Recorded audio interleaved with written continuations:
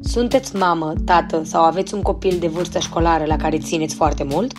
Vă explicăm noua lege educației a Generalitatei Valenciane, o lege care afectează în mod direct modul în care copiii noștri trăiesc școala. Știați că toate familiile care locuiesc aici trebuie să aleagă dacă dorim că copiii noștri să studieze în limba valenciană sau spaniolă? Știați că alegerea pe care o faceți va fi menținută pe parcursul întregii etape educaționale? V-ați informat deja? Dacă nu, acest videoclip este pentru tine. În ce constă noua lege? Elevii din învățământul primar și secundar care fragmentează un grup de limbă valenciană vor avea 5 sau 6 materii în valenciană, 2 sau 3 materii în spaniolă, 1 sau 3 materii în limba engleză, în timp ce grupul spaniol va fi invers. Și este posibil să se garanteze că toți elevii pot studia în limba aleasă de familiile lor? Nu! Faptul de a putea studia în limba aleasă depinde nu numai de alegerea făcută de familie, ci și, în mod fundamental, de alegerea făcută de celelalte familii din școală. Să ne explicăm. În școlile în care există o singură clasă pe an, se va decide dacă limba principală este valenciană sau spaniola, în funcție de votul majorității. În școlile cu 2 clase pe an, cel puțin 25% din familii trebuie să aleagă limba, astfel încât o clasă să fie predată în valenciană și celălaltă în spaniolă. De exemplu, imaginați-vă o școală cu 40 de elevi înscriți la un curs, adică 20 de elevi pe clasă. În acest caz, ar fi suficient că 10 elevi să solicite predarea într-o singură limbă pentru a fi creată o clasă în limba respectivă. Cu alte cuvinte, dacă există 10 elevi care solicită valenciana și 30 care solicită spaniola, ar trebui să se creeze o clasă pentru fiecare limbă. Dar este posibil în acest caz cursul următor să creeze o clasă cu 10 studenți și alta cu 30? Nu! Nu este posibil deoarece legea nu permite mai mult de 25 de studenți pe clasă. Prin urmare, în acest caz, 5 studenți ar trebui să meargă în cealaltă clasă.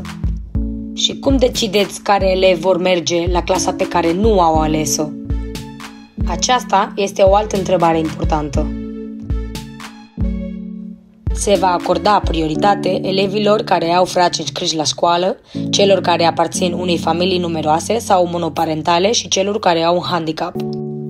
În caz de egalitate, criteriul de departajare se va baza în prima literă a cognomenului. Acest lucru implică o serie de probleme. Vor fi elevii care vor trebui să schimbe colegii și profesorul de referență anul viitor, cu problemele de adaptare pe care le implică acest lucru.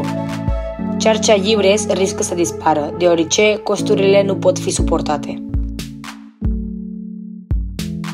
În plus, există o altă problemă. Distribuția elevilor în grupe nu va mai fi echitativă.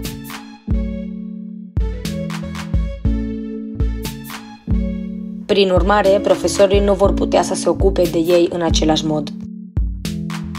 Uite, imaginează-ți că punem o lupă peste clasa copilului tău. Aceștia sunt colegii lor de clasă.